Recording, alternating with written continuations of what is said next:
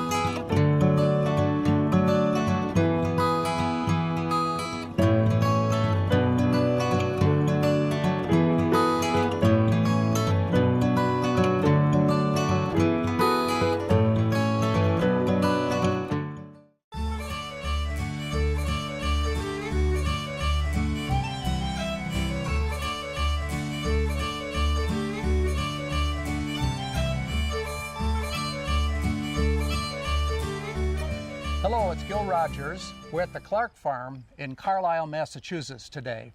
And this is the next in our series of programmings about Let's Go Farming. And with me today is Andrew Rogers, my son, who is the farm manager at Clark Farm. This program, we're going to address a different aspect of the CSA, the Community Supported Agriculture. In this program, we're going to deal with the role that animals, livestock has in a vegetable and fruit farm. So it's a different aspect to it than we discussed at the Tangerini farm in the prior video. So Andrew, just as an introduction, can you just say a few words about Clark Farm, how you got here, how the farm has developed into an organic CSA? Well, welcome. Thanks for coming out. So we are primarily a vegetable and berry certified organic farm. We distribute our products through a CSA, a farm stand, and we also have some wholesale clients. Well, Andrew, just tell us what a CSA is. Yeah, CSA is a relatively new model. It stands for Community Supported Agriculture. And it came over to the United States maybe 25, 30 years ago. Mm-hmm.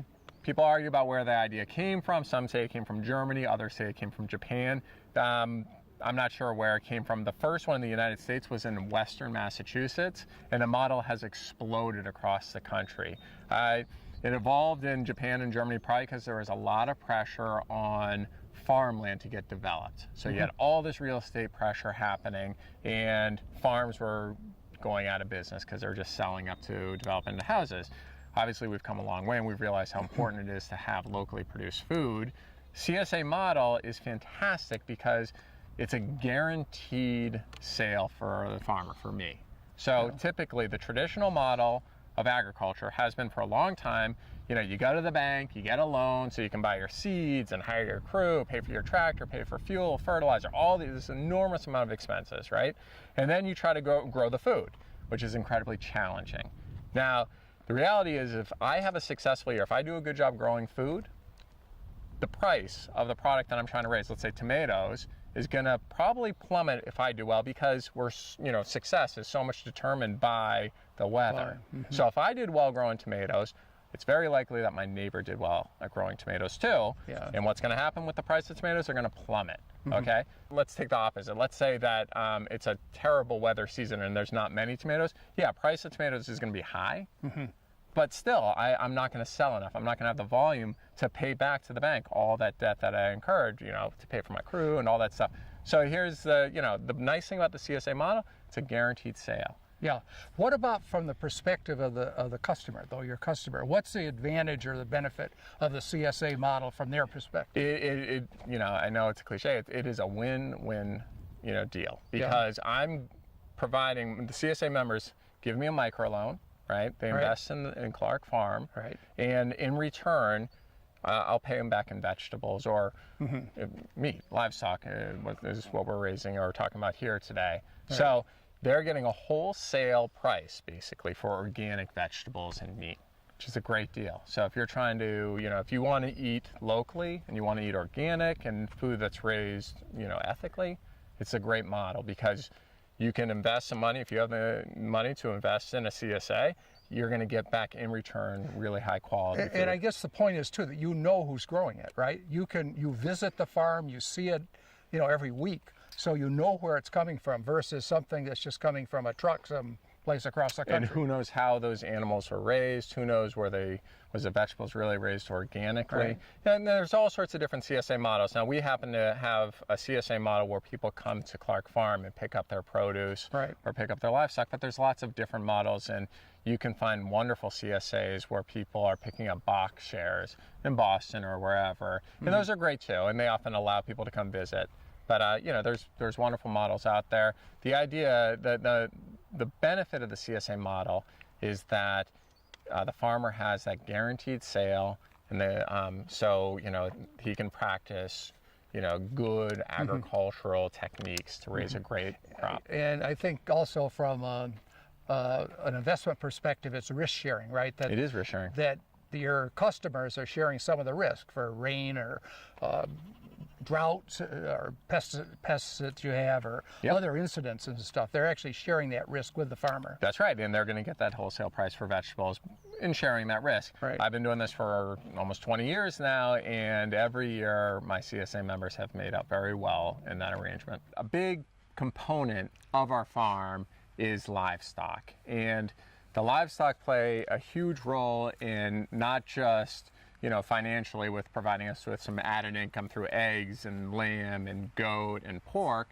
but also their fertility and how they kind of nourish those vegetable crops that we harvest for our CSA and our other outlets. I came here 4 years ago. The farm had been fallow for about 30 years, and my business partners, they want to revitalize agriculture in this small town that used to be a huge agricultural community, and now it had, at the point that I came, there was basically no commercial operations around. Prior to your coming, this was when it was an active farm, it was a dairy farm? It was. So back in, it had been a dairy farm for about 100 years. In 1986, there was a federal buyback program to get people out of the dairy industry, and the farmer at the time took part in that and retired from his dairy operation. And at that point, the farm stopped producing milk. Being a dairy farm for a number of years, is that supportive? Is that helpful in terms of converting it into an organic vegetable and berry farm? Yeah, I mean, I think that having the pasture here for a number of years benefited the transition to a vegetable operation. Certainly the pasture was great for the sheep we brought in, and there wasn't maybe as many weeds because it had been in pasture for a long time. So yeah, but again, this has been a farm for a long time. The farmhouse itself is 1742, the barn is 1850, and I've read some historical accounts where at one point this was they were trucking in strawberries. This was like a renowned strawberry farm to Boston. Wow. So this has had many different iterations. It's been a sheep farm, strawberry farm, vegetable farm, and then a dairy for a long time, and now it's back to growing vegetables, berries, and the livestock. Can you say a little bit about what impact it's had bringing this farm back again on the town of Carlisle here, a small town out in western Massachusetts? Well, we're not really western Massachusetts. I know you're Boston focused, but I wouldn't say this is western Massachusetts. We're in Carlisle. Western Boston. We're west of 128 by a little bit, and we take pride in that. So we're still in eastern Mass, and yeah, I think that I don't want to overstate what this farm has done for the community, but I employ 20 young, kids. They work on the farm from middle school through high school, and then some college kids, and then there's professional farmers. So altogether, we have a staff of about 26 people, not including the farm stand that employs a lot of people. Right. So there's definitely we're contributing to the local economy. Right. And we're also giving kids their first experience working on a farm, and I think that you can't get a better job experience than working on a farm. It's hard work, and kids learn good lessons through that. And then also there's a tremendous amount of interest, as your whole project here with these videos suggests, in buying local and eating locally. And people in Carlisle, they would like to support local farmers. So there's a benefit there where people can actually spend their money locally and buy locally produced foods. Okay, now we're going to be visiting some of the livestock. Can you just give us kind of a preview of what we're going to see? Yeah, okay. I'm not quite sure the order we're going to go in, but we're going to look at some hens. So we have about 350 egg layers that are in mobile houses, and we move them throughout the farm depending on the season. And they are going around and they're eating insects and weeds and parasites, and they're pooping all over the place. And so we get all this, manure and fertility, and we also get an egg that we sell. It's a wonderful egg. Okay, that's number one then, chickens. That's the chickens. We have sheep and goats, and they play sort of a similar role. And they're going around and grazing the grasses, the broadleaf weeds, the poison ivy. All the walls here at Clark Farm were covered in poison ivy when we first got here. And now if you look, they're pretty cleaned up. And especially when we go out to the fields, there's some grapes right there that, those are grapes. We want those there, so we don't want the goats to eat those. That's not poison ivy. So the sheep and goats go around, they're grazing. Again, their manure is being deposited all over the place. They're keeping the land open. Okay, so that's number two. 2 and 3 sort of, and then pigs. And the pigs we have in the forest. We have 2 different locations where we have pigs, one in a pine forest, one in an oak forest. There's 2 different groups, so there's about 22 in each group. And the pigs are going around, rooting around. They are also contributing in opening up the land in some of the areas that we want to convert to more pasture and open space.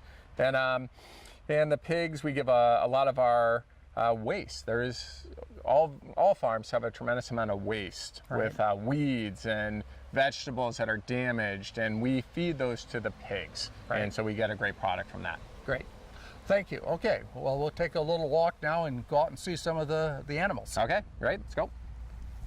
Okay, we're next going to talk about chickens and the role that chickens play on a organic CSA farm. We have 2 very interesting buildings behind us.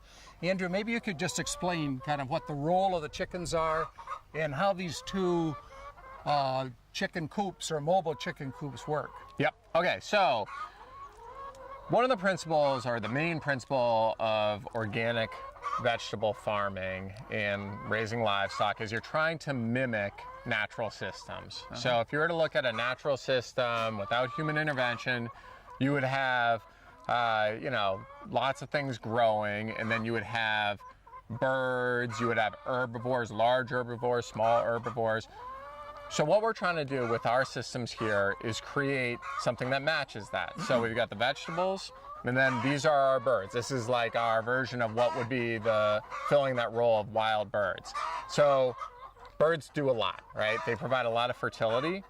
They eat a lot of insects. These chickens are hunting around looking for insects everywhere they can find them. They eat weed seeds, right? And we typically follow the sheep with the chickens. And so what the chickens are doing is they're scratching through that manure and they're finding parasites. And so they're cleaning the fields. And so this is sort of our cleanup crew, providing fertility, eating weed seeds, eating all sorts of insects, plus they're giving us an egg, right, which we can sell. And it's a great egg. It's certified organic grain, soy-free, and they eat all sorts of insects. It's just an amazing tasting egg. I mean, they're just orange and they stand up. Those yolks stand up. So in order to accomplish this, we have to move these birds around a lot. Right. So we've built these houses on wheels. The house to my right behind you, that's where they sleep at night. This is their roosting house. And then right behind me is their nesting house where they lay eggs. And so the birds, they know the difference. They know which one to go into. It always fascinated me. How does a chicken learn that? Right. Do you teach it to them some way? Or? No, not at all. And I think a lot of the principles of raising livestock is trying to understand what are the needs of those animals. They need water, they need protection, they need good food, and they need a safe place to lay an egg, or what they think is a safe place. So if we were to look into this house, you'd see that there's these nice dark nesting boxes, and they're specific dimensions, and the hens go in there and they think they can lay their eggs, and then after they have a bunch of them, they could sit on their clutch of eggs, roost on top of them, right, and then they're going to have some chicks one day. Now these birds have been bred to lay a lot of eggs and to not be broody, which is not try to have their eggs hatch. So every day they go in and they've laid an egg, they come in the next day, they think, oh, I'm gonna get a bunch of eggs going, and they're gone, and they just lay another egg. How many eggs do you get per day? So for production with the hens, in a conventional battery chicken house system, right, so big house, tens of thousands of birds inside, you can't hardly breathe, right? They're getting about an egg every 28 hours per bird, right? So basically once a day they're getting an egg, right? We're psyched. We feel like we're doing a really good job if we get an egg, if we have maybe 60% of them laying an egg every day. That's a horrible production rate. Like if you look at the numbers on that, that's terrible. And this is why truly pasture-raised eggs cost more money, right? They don't lay as much. And the reason is that these animals are dealing with stresses that occur in life, right? Maybe a hawk comes by, maybe it's stormy out, maybe it's a really hot day. That's gonna lower, those natural stresses are gonna lower their production rate. I think that's great, right? Because what we're getting is the vitality of a really healthy chicken and a really healthy egg. Some of these stress hormones, I think they can actually be quite healthy. We're dealing with animals that have to be fast to get away. They gotta get covered. They're communicating with each other. Oh, there's a hawk over there, I gotta run, right? So they have a ton of healthy, traits to them that I believe gets passed on to that egg, but it's a lower production rate.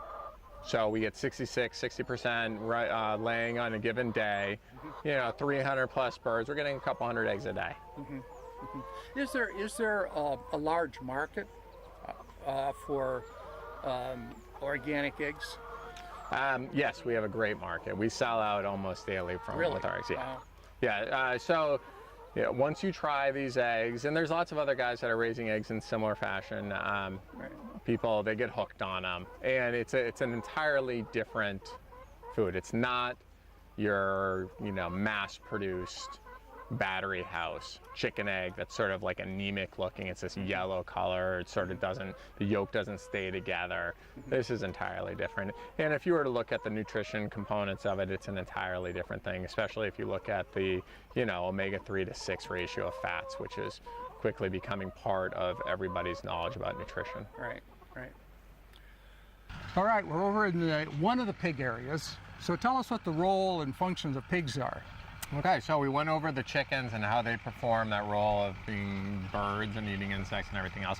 The pigs play a crucial role as well. Most farms have spaces that can't be utilized for growing vegetables or row crops, berries, and it's a great place to raise livestock, especially pigs. So we put the pigs in the woods. If you take a look, you can see that we have an electric fence that's keeping them in. It's very easy to set up. And these guys have a huge area. They have a couple acres to run around and forage and behave like pigs. And the farm itself produces tons of excess vegetables that are, we can't sell because they're damaged. Right. We can feed them to the pigs. And so the pigs are being fed lots of weeds also, vegetables. We give them a certified organic grain as well. And they grow fast. These guys are only a few months old, and they're probably putting on about a pound a day of weight. And what are the breeds? These are a cross between Berkshires and Tamworths, two heritage breeds. I like that mix because the meat is phenomenal. It's really delicious, and we get the hybrid vigor from these two different breeds. These breeds also, one thing I think is kind of interesting is they were going extinct. And the reason why they're going extinct is, all of agriculture has moved to this industrial model where it's all about how quickly can an animal gain weight. And these kinds of pigs, the Tamworths, the Berkshires, they couldn't stand being raised in a factory farm setting where they're in these tiny little spaces, they can't move. They just wouldn't flourish in that kind of environment. These guys need space. And, farms like this, and there's a bunch of them around, we are making sure that these pigs don't go extinct. And how many pigs? Now you have two fields of pigs, right? This is one, and then you have another one too. Yeah, we have two groups of pigs. There's about 20 in each group. And we'll raise them till they're about 250 pounds. Wow. And that will only be about 6 months, right? And then we sell them to our CSA members as well as through our store. Excellent, great. Now, in addition to the synergy of them eating virtually anything, right? Any excess from the farm. They're also effective in just foraging, just clearing area. Yeah. So if you have an area that you're trying to restore, you're trying to bring back again, you can use the pigs to help you in that process. Yeah, that's a great point, and I've used them on numerous occasions to open up fields that have become overgrown. And pigs are great. They just root around. They'll kill all the invasives, the buckthorn, the brambles, everything. They'll just root right through that as they're looking for grubs and eating roots, and then it's opened up, and I can crop that later on if it is a field that I want to crop. We're in an oak forest here, and so I'm not going to let them do too much damage to that forest, but they'll benefit from those acorns that fall, and they are fertilizing this area. Do they take a lot of care? I mean, how much attention do you have to give them water? Yeah. And then you give them some feed. Yeah. Is that it? Yeah, we got to check the fences every day, and they do eat a lot, so you have to make sure that they're fed or they're going to escape and have some unhappy neighbors. Okay, excellent, thank you. Yep. All right, our next stop is with sheep and goats. And Andrew, please tell us a little bit about their role here. Okay, so we have two small flocks of one of sheep, one of goats. I have 20 breeding ewes, so we'll end up with about 40 lambs. And then we have like 6 nanny goats, and so we'll end up with like 12 kids. The animals are primarily raised for meat, but their other function is they help keep the land open. And I can't crop a hill like this. It'd be difficult to. You'd have erosion problems. There's lots of little pieces of the farm that I can't really crop, but I can grow food there. Right? We can't eat grass. We're not going to be able to subsist off that, but I can get protein out of it by raising these goats and the lambs. What you're looking at here is just all the young ones. We recently separated the babies from their moms. They've been on them too long. It's time to wean them. So they're a little bit loud today because they're missing their moms, but they'll be fine in a couple days. And so, so with raising these guys, we move them probably once a week to fresh pasture. They're constantly being rotated, and the reason for that is to cut down on parasites. I haven't wormed a sheep or a goat in years. Wow. And the way I accomplish that is by constantly moving them, keeping ahead of the parasite cycle. We stopped at the chickens. You saw that flock. They're going through and following the goats and the sheep and scratching and getting at those worms. Now, do they, with their hoofs, do they also help to stir up the soil? Yeah, maybe a little. I mean, one of the nice things about sheep and goats is that they're not very heavy, so they're not compacting things. They're not ripping up pasture. Yeah. Once we're done with a vegetable field for the season, we bring these guys in, and they will graze down all the broccoli stalks or the old kale or whatever, and again, we're going to get protein from that. They're going to incorporate all those nutrients, and they're very healthy, very happy. Now, did you say that you sell both lamb and goat meat? Yep. Goat meat. Goat meat. People love goat meat. It's delicious. I highly recommend it. Yeah, but is there a market? There is. We have a lot of customers, people from all over the world where goat is commonly eaten. Here in eastern Massachusetts, there's a huge Indian population. There's lots of people from the Caribbean, and they love eating goat. Wow. Yeah, so we sell a lot. Do you have, we're talking a little bit about CSA. Do you have actually a CSA for meat? Yes. So you can go to our website and sign up for a share. So if you were to buy a lamb share or a goat share, it would be half of a lamb. And then we bring it to a slaughterhouse. They take care of them, and then they package them up into the individual cuts. So you're getting the different pieces. You get lamb chops or ground or stew meat or whatever. Super. Now, one thing I don't think we talked about, but you're in a lot of open space here. There's woods all around, and I'm sure there's predators of all sorts, and birds, hawks, and things like that. How much of an issue is it? How do you control for that? We actually had a problem with some coyotes this year. We lost a ewe and 3 lambs, and that's probably the worst damage we've ever had. I try to keep, look at the long-term big picture of this. So again, with an organic system, I'm trying to create an ecosystem that's got the vegetables that are being nourished and replenished by the fertility through the livestock. There's predators in the system. I'm one of those predators, right? So, we will process the chickens for meat. Well, there's other animals that live here. There's foxes, there's coyotes. They play an important role in this ecosystem. They're eating the deer, they're eating, you know, the groundhogs, the rabbits, which benefits me, right? That allows me to, you guys notice I don't have a big deer fencing around my vegetable garden. So those coyotes are eating those deer. Once in a while, yes, they are going to get a lamb. They are going to get a chicken. I kind of look at that as that's part of just, you know, having this whole ecosystem. Part of the system. It's fine. It's part of the deal. And it's part of nature, I guess, right? If you're going to have a farm like this in a natural setting, you expect something like that. So if I were to go out and start eradicating the coyotes here, well, next thing you know, I'm going to have a big deer problem, or I'm going to have groundhogs everywhere. They need to get a sheep every once in a while. I'm going to live with that. Excellent. Well, thank you. Yeah, you're welcome. Well, we've had a good tour of the farm, and we can see the role that livestock plays. And I just wonder, in summary, if you could just make kind of the main points of how your CSA has particularly evolved and developed with not just the vegetables and the berries and fruits, but also with this variety of livestock that you have here. Yeah, so the main idea is that in order to raise the organic vegetables and have really healthy, nutritious crops, I realized that I needed to incorporate animals because they are going to provide the fertility to produce those crops. And in order to do a good job, I've realized that to keep the pests down, the weeds down, the insects down, animals play a huge role, from the chickens to the sheep to the pigs. So they all play a role. Most farms, especially here in eastern Massachusetts, it could be New England, probably everywhere, there's little spaces where you can put the pigs and you can put some sheep. There's little areas where these farms can be raising meat and, you know, filling more of the needs that consumers have. It's great to have a garden and grow some vegetables, but we need to also think about the protein that we're going to give to our customers. Do you think this is a trend for small farms in this part of, well, New England, or particularly this part of Massachusetts? Yeah, I mean, I think it's trending up. I don't think it's a fad. I think that buying local, producing food locally is going to trend up, and it's going to continue to trend for the foreseeable future. People want to know where their food comes from.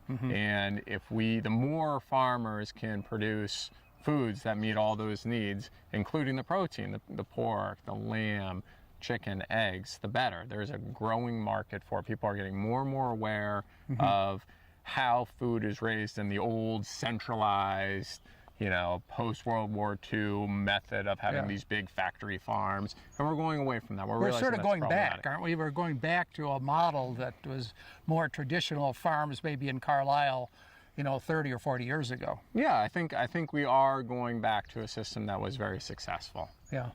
Well, good. Well, Andrew, thanks so much for the tour. We enjoyed it a lot. And thank you very much for watching this next program in Let's Go Farming.